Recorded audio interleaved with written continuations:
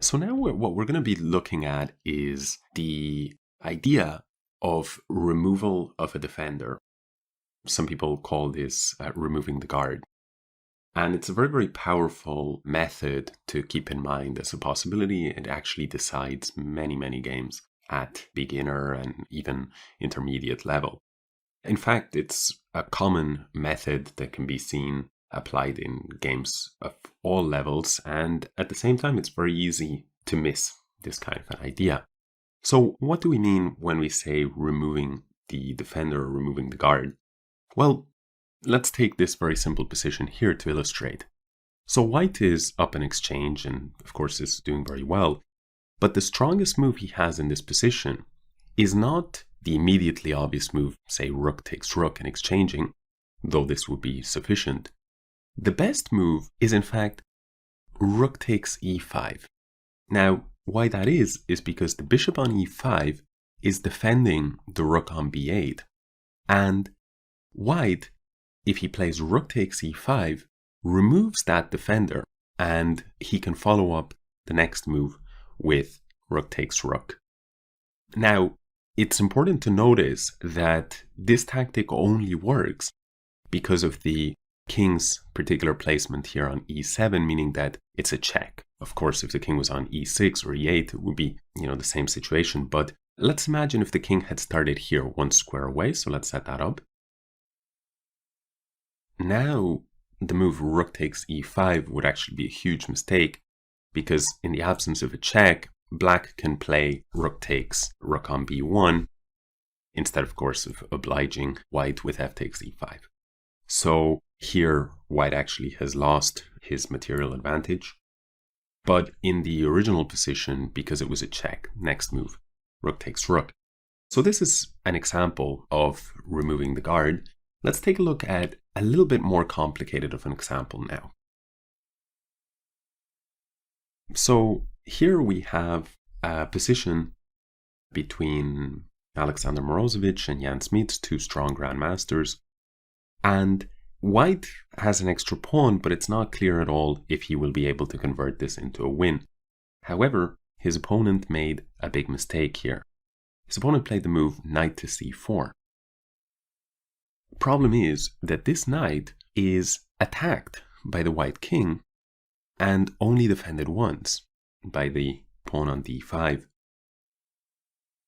Now, this delicate balance led to a nice tactic by white. He captured the pawn on d5 with check, and after king takes d5, again we have the same situation. The knight is attacked once and defended once. The point of the sacrifice was to play e4 check, thus forcing the king away from the defense of the knight. So in other words, removal of the guard. Wherever the king goes, white will capture the knight, and this is an easy win. So black therefore resigned in this position here after his big blunder. Okay, so let's take a look at another not so obvious example now. So in this position, the white player was actually Bobby Fischer, and he just played the rook over to e1, attacking the black queen, and the queen stepped back to f7. And here, Fischer uses this type of deflection tactic, one where he tries to remove the guard. In this case, he notices the pawn is attacked on f5 once, and it's defended only by the black queen. Therefore, he plays the move rook to e7. That's the strongest move in the position. Now, the point is that if black captures the rook, white not only will win this pawn, but he will do so with check. And on the next move, he will take the black rook. So king to g8, queen takes c8 with check, and white has actually won a pawn by means of the tactic.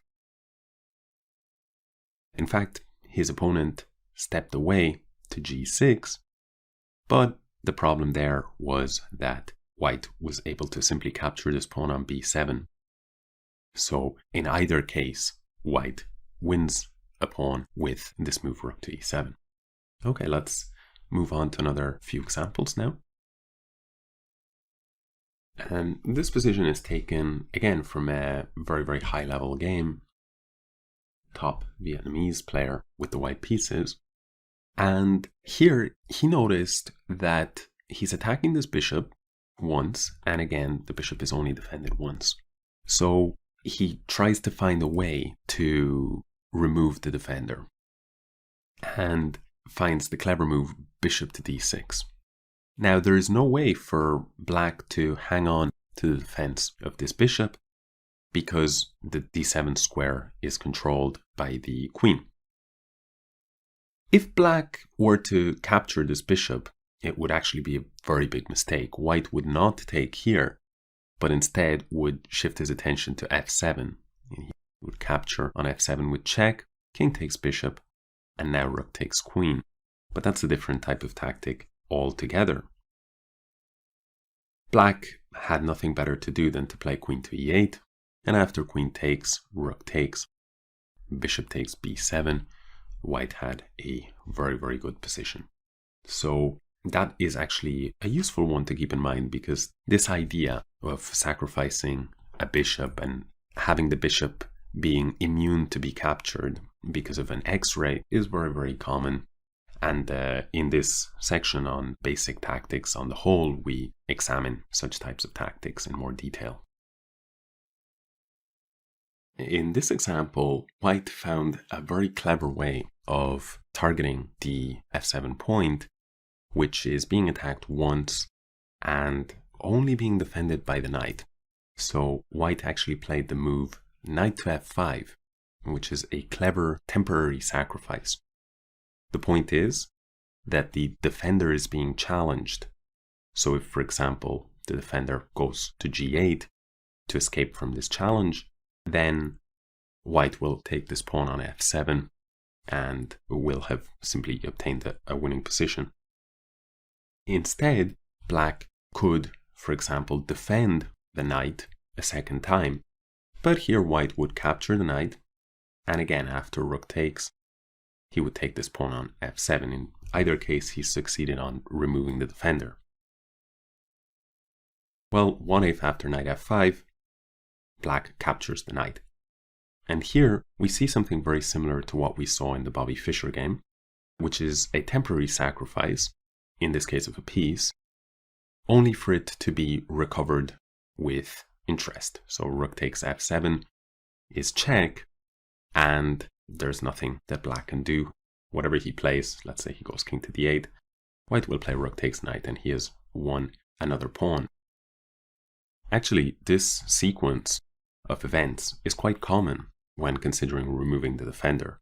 So, in other words, in such a position as this, white first makes a sacrifice, then the sacrifice is accepted, and white initially begins by capturing a small amount of material, having removed the defender, but does so with check or with some other big threat.